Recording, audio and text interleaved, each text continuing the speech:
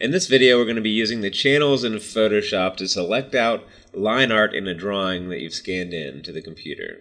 So first, what I do is I'll draw out my design in pencil, trace over it in marker, and then scan it in. When you scan it in, you're going to want to either use grayscale or you can scan it in color as well.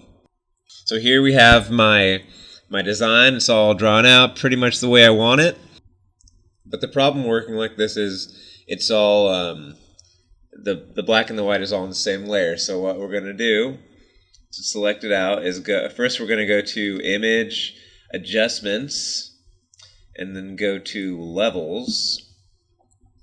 And we're going to want to try to get all this gritty gray stuff out of there.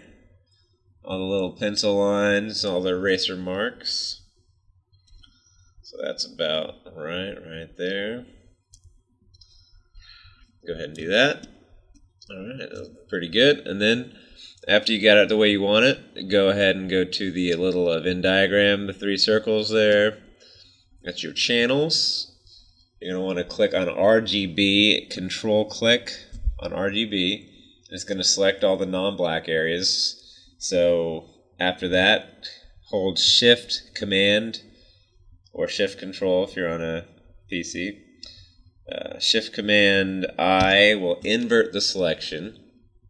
Go ahead and go back over, create a new layer, and then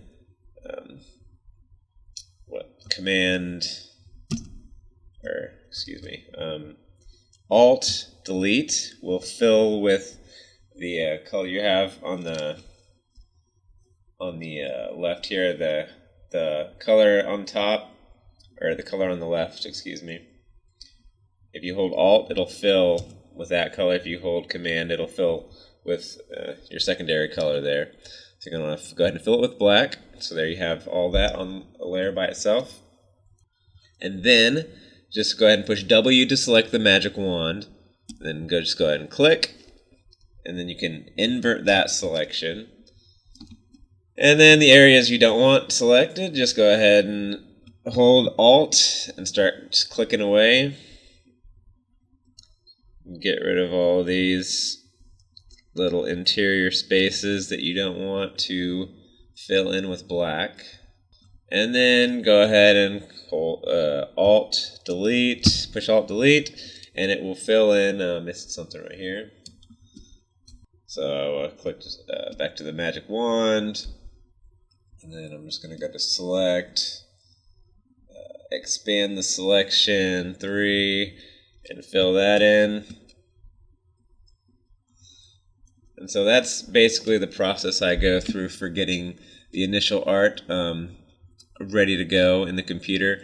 And then I'll go in with the lasso tool and clean up some areas in there. And I have a Wacom tablet. If you have one of those, it's pretty helpful. You can brush in some stuff if you want this a little bit more thick up in there.